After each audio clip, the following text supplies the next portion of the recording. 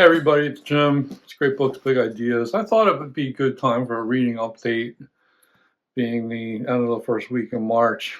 And I haven't finished a whole lot of books. I finished 2 books recently in the last week or two, but I'll also update you on kind of like my active reads, because people like to hear what you're reading. It's fun to talk about the progress being made. So, the first book I finished is Narrative of the Life of Frederick Douglass, an American Slave. This is a reread. I can't tell you how many times I've read this.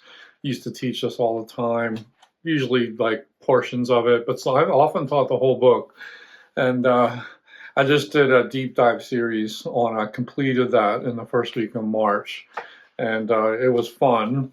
I don't know if I'm going to keep doing those deep dives, at least deep dives of like entire books, because to be honest, it felt a lot like work. And it was like kind of echoes of times past, like aftershocks. But I have very mixed feelings about it, because it's like it was fun at one level. It felt like a lot of work on another level. Not a whole lot of people watch those videos, but that didn't surprise me. And I do some of these videos for like the long tail effect. So like maybe down the line, people who are studying Frederick Douglass might take interest in it, or they want to hear about a couple chapters in particular, and they'll stumble into that. But there wasn't a whole lot of activity on those videos. That's not why I would stop doing them, though. Like it has a lot more to do with the the burden of doing it. Like the prep work, and it was just kind of like, it felt like work. But I do think I'll continue doing deep dives, but what I'm more inclined to do deep dives on are shorter work. So I did a deep dive for what I'm calling Hi-Fi Book Club, where I look at song lyrics and look at them as poetry and so forth. And I did, if you could read my mind, I did a video on that, and I had more fun doing that one than I did on the Douglas stuff, because also, like, I've been through this book so many times that I have like tapes that autoplay when I cover it.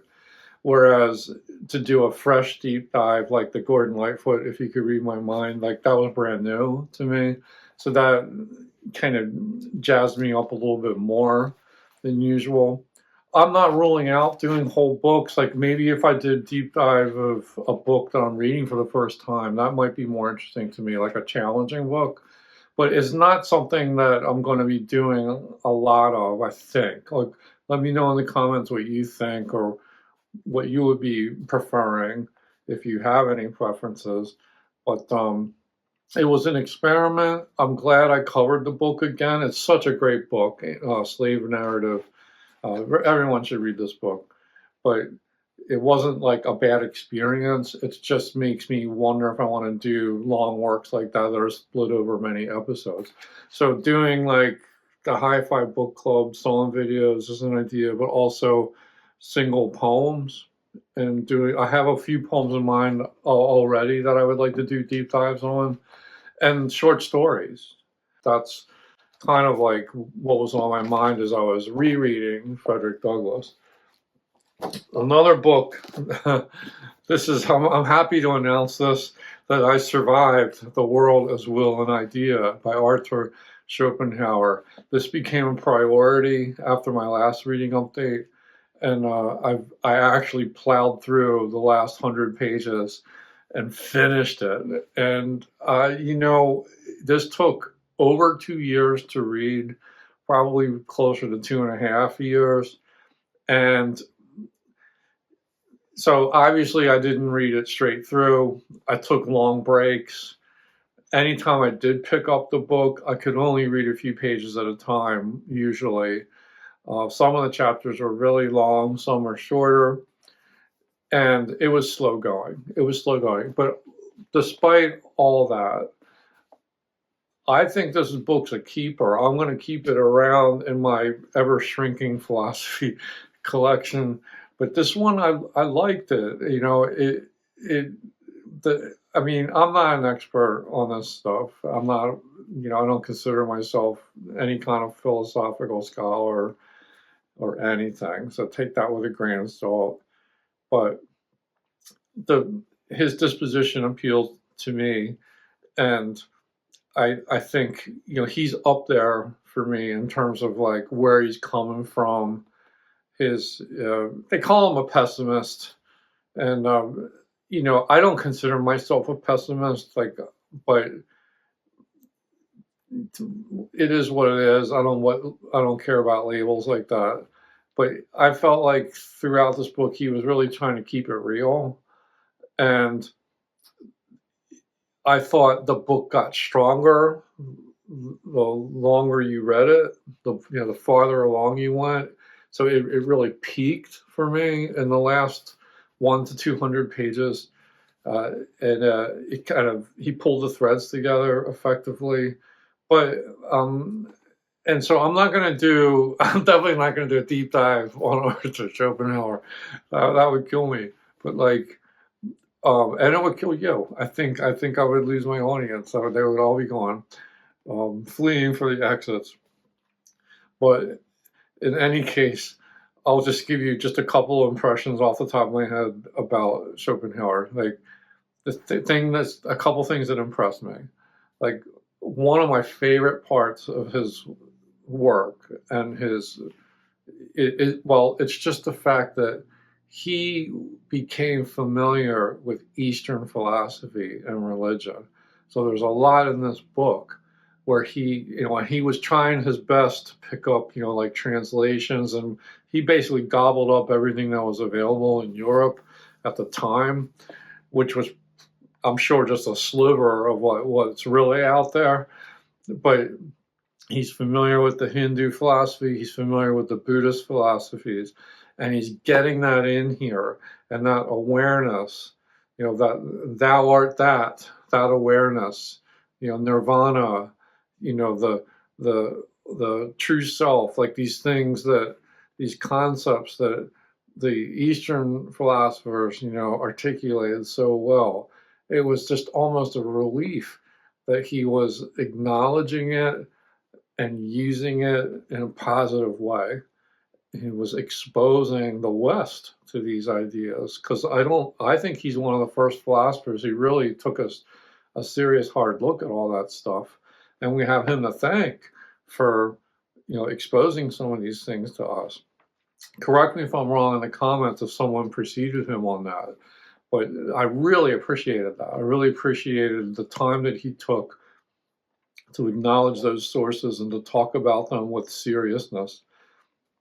And, he got a lot of respect from me for that. And,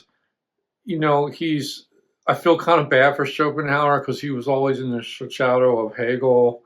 And, you can feel that coming across in this book. He's also kind of like a grandchild of Kant, and he really respects Kant a lot, but he's also trying to improve on Kant's philosophy. So if you like Kant, I think you probably would take interest in what he has to say about Kant and how he's trying to go beyond that or rectify some things that he thinks went wrong.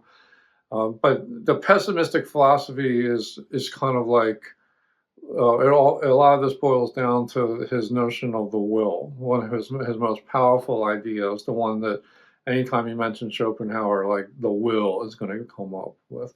Not the will to power. That's Nietzsche. Nietzsche sort of was reading his Schopenhauer, and he took it, in his own direction with the will to power.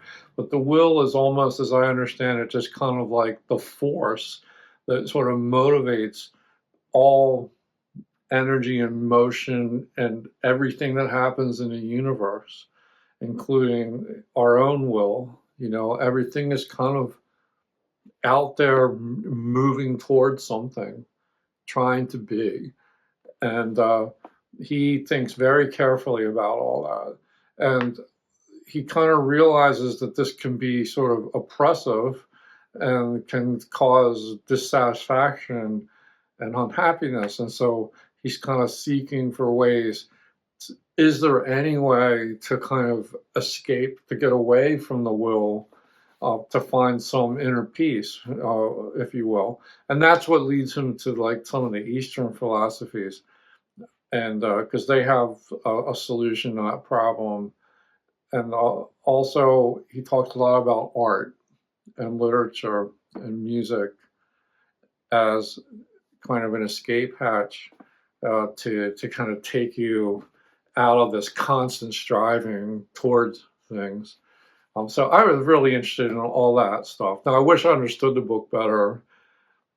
And, I would probably reread some of this, if not all of it again, like at some point. I thought it was that good.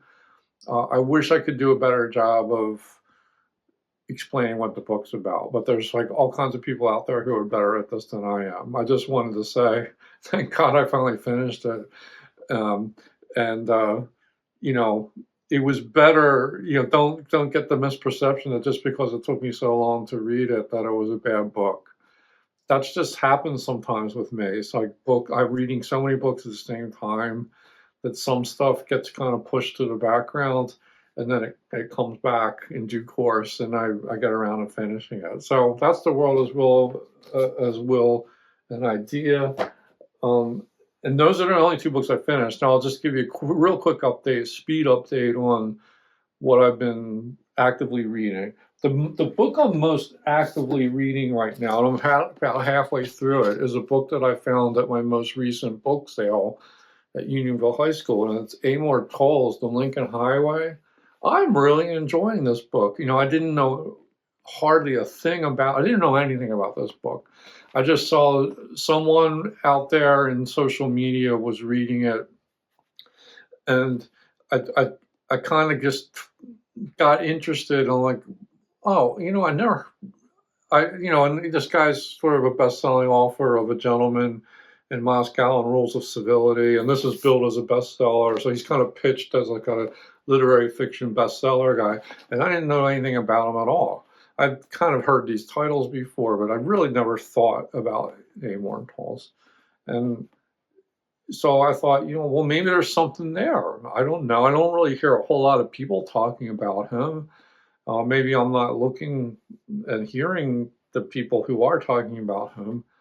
But I found this at the book sale. It was fortuitous, fine, and it's like a picaresque novel. And I don't want to talk about it yet. I'll do a fuller review when I finish it. But I find it's very readable. It's very well paced, sort of a page turner. It doesn't seem too shallow either. It's not, and yet it's a very plain style. I kind of think it's pretty good. I'm halfway through. We'll see where he takes it. I really am enjoying the read so far. Another book I'm trying to make progress with is Concerning Civil Government, the second essay by John Locke. This is the first major work by John Locke that I'm going to finish. And I'm probably close to halfway through it. I wish I was reading a little more steadily. It's not a super long book, but it requires some careful reading. And this is the next stop on my 10-year reading plan tour. So I'll hopefully finish it in March. I'll be optimistic and say I'm going to get through that in March. I also just started the G.K. Chesterton, The Complete Father Brown stories. You're going to see a few books that I got at that most recent book sale. That was a nice haul. I found some interesting stuff. And I just read the first story. I read the long introduction, which was good. This is a Penguin Classics version. And the first Father Brown story I read was The Blue Cross. The Blue Cross was the first one. And I liked it a lot. And I will definitely continue with this. I haven't been reading it in the last week or so, but that's because I have so many other books on the table. Good stuff so far. This book is actually the third find from, well, yeah, there's actually two more. This was a from that book sale, that book haul I recently did. It's called This Is Happiness by Neil Williams. And, I'm not too far in this. I was just reading a little bit more yesterday on this. And this is set in Ireland. Very appropriate for, St. Patrick's Day month. And there's a lot of great texture, great setting in here. I'm really getting absorbed in that environment. And looking forward to seeing where he takes it. We just hit a plot point where one of the major characters has shown up, and so I don't want to say anything more about it. I need to. I'm only about 30 or 40 pages in, so I need to make more progress with it. But it's an enjoyable read. I've been kind of going back and forth between these two. The Amor Tolls is much easier to read. This is a little bit more laden. It's a little thickly layered, but they're both good in their way. And then I just also started The Remains of the Day by Kazuo Ishiguro. I think I read like a chapter. I don't even have a bookmark in here yet, but like I really was taken with the voice here, and definitely will be read, but I'm not like, haven't done a deep dive into it just yet, but that's because all these other books are like in front of it in the queue. But I can tell this is going to be a book that's enjoyable to read, and it's not that long. So that is sort of my brief update. I'm still reading the Gene Shepherd book. That's right over there within eyesight, but not within arm's reach. I really need to finish that too. And then there's a whole bunch of other books that have not been getting the attention that they deserve. I feel it's weird in the last both January and February. I feel like even though I'm reading plenty of books, I'm finishing plenty of books, I really feel like I could be reading more than I do. I feel like I've been sidetracked a little bit. I've been getting distracted, been going down some rabbit holes. I recently got some new writing assignments, so that's keeping me a little bit busier, but not to the extent that I couldn't be reading more every day. So I think I'm going to set the intention for March and April, as spring finally feels like it's about to arrive. Like it actually was warm today. And I haven't seen the sun in over a week, but I think tomorrow is going to be sunny. But as you know, the spring is kind of bringing back some new life. So, and I feel like I need to read more. I need to read more, just put more time in my day into reading because I kind of miss it. And I know it'll be healthy for me. And I've been doing some things that aren't as healthy and that have been distracting me. And I think now it's time to change course with that. So it's one of the reasons why I'm making this video, is to kind of give myself a pep talk to like, you can do it, Jim. Like, just get back into these books. Like, they are always your friends. So that's what I'm going to do. I'm going to keep reading these. I hope to be back with another update maybe in a week or two. Anyway, thanks for watching, listening to me ramble. Always great chatting with you. Hope you are having a good week. And as we get into next week in March, I hope you have a great week coming up. Bye-bye.